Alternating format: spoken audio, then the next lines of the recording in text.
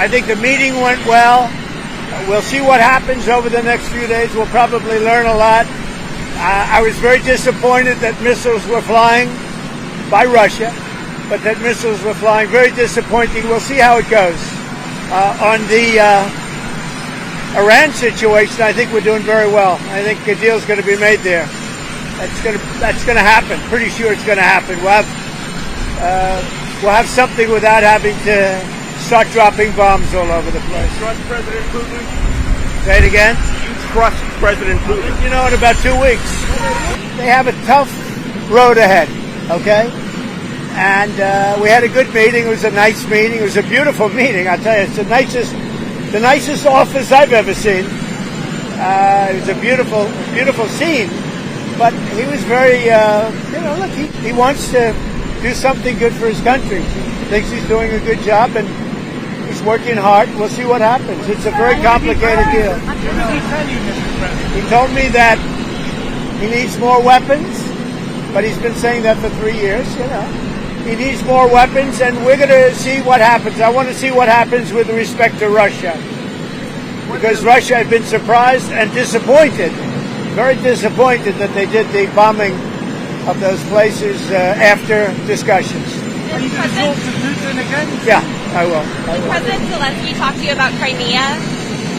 Well, he did, very briefly, but Crimea was given away by Barack Hussein Obama and by Biden. That's 11 or 12 years ago. That's a long time ago. I don't know how you can bring up Crimea, because that's been a long time. Nobody brought it up for 12 years, and now they bring it up now. So I told them, you can maybe go back to Obama, ask him why they gave it up. They gave it up without a shot being fired, by the way. What do you want Vladimir Putin to do? Well, I want him to stop shooting, sit down, and sign a deal. And we have the confines of a deal, I believe, and I want him to sign it and be done with it and just go back to life. What punitive action are you considering taking against Russia? Well, I have a lot of things I can do. I'm not looking to do it, but I have a lot of strength. We've built the United States up. I think we're more respected now as a country maybe than ever before. There's no more games. You have somebody that knows what he's doing, not like the previous person who didn't have a clue. So, I want to end that. I want to end the Iran situation if we can. What is the timeline? 2 weeks or less, and if it's a little more at the time, I say. But, they're losing a lot of people.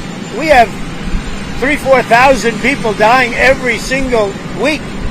That's a lot of people to lose. You can imagine parents waving from Ukraine and from Russia, waving to their son as he leaves, and a week later he's dead on a battlefield, all carved up and chopped up. I've seen it.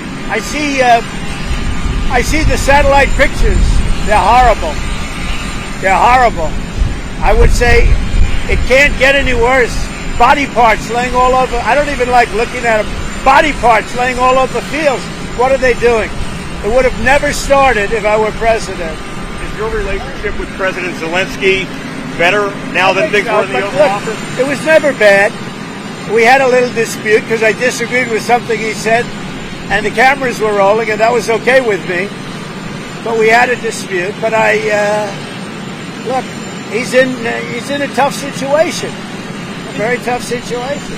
He's fighting a much bigger force, much bigger, and that force has not been very distinguished. It's been a lot tougher than they thought, but it helped them when we gave them $350 billion worth of weapons or cash.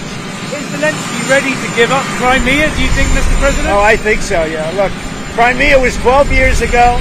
That was President Obama. They gave it up without a shot being fired. So don't talk to me about Crimea. Talk to Obama and Biden about Crimea. I was just wondering what Zelensky thought. And remember, this is Biden's war. This isn't Trump's war.